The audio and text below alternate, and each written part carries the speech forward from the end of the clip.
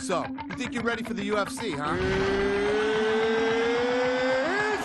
time! And we are underway. Oh, flipped him over. Oh, man, this is nasty. Oh! Now with the knees. Working for the triangle. What an onslaught of attack here. Oh, right hand out of hurt. There it is. Going for the arm bar. He got it. Wow. What a great reaction from the crowd. Nice. Absolutely vicious. Oh, on the butt. That's it. It is all over. Wow. Like the dozens of fighters who appear on its roster, UFC 2009 Undisputed is a game that's at its best inside the octagon. Outside of combat, presentation is far from perfect, and the career mode is unnecessarily clunky. But step into the octagon, and you'll find a mixed martial arts fighting game that's both accessible and deep, and which demands strategic thinking and quick reflexes in equal measure.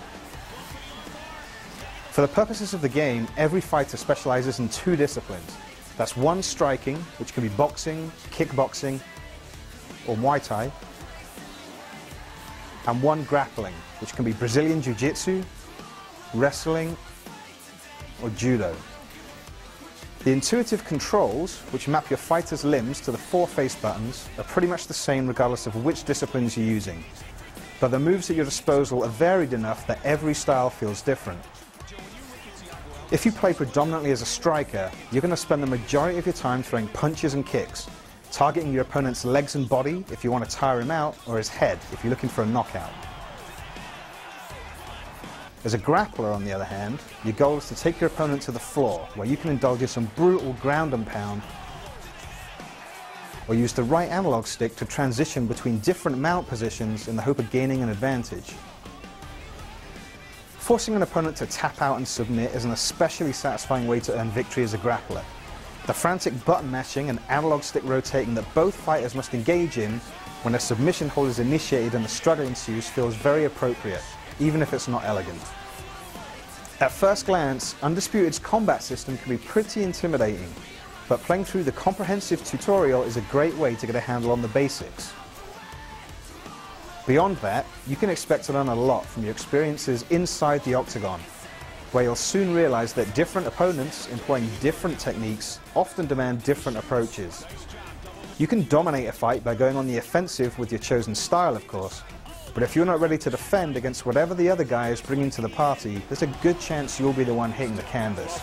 Ladies and gentlemen, referee Mario Yamasaki has called a stop to this contest, declaring the winner by knockout, Podcast with the victory. That's one of the great things about UFC 2009 Undisputed. You can spend 2 rounds getting beaten to a pulp until your face is covered in cuts and bruises, but there's always a chance that you can turn the fight around with a well-timed reversal or counter. And it is all over! Most of the fighters on the game's roster are well-rounded enough that while they clearly prefer one or the other, they can hold their own both standing up or on the ground. This won't necessarily be the case in career mode though, because you have to create your own fighter from scratch. The tools for customizing your guy's appearance are a bit rudimentary by today's standards, but when you start spending points on his attributes and on different aspects of his game, you realize that there's a lot of depth there. That's because in addition to the basic strength, speed and cardio attributes, there are no fewer than 16 different offensive and defensive skills that you can also spend points on. Spending points in any of these areas has a noticeable effect on your fighter's performance, especially early in your career when you're pitted against fictional fighters while preparing for matchups with the big boys. Training between fights is handled in a number of different ways, none of which are especially satisfying. You can increase your base attributes doing nothing more than clicking through menus. You can spar for a couple of minutes to earn skill points. And you can visit training camps and perform specific tasks to unlock new moves. It's great that you really feel like you're progressing as a fighter as you play through the career mode, but at times it can feel like you're spending more time navigating menus, reading repetitive emails and managing your schedule on the calendar than you are fighting inside the octagon. Worse still, when you unlock new sponsor logos, which you need to add to your shorts in order to level up your credibility, simply adding a new logo to your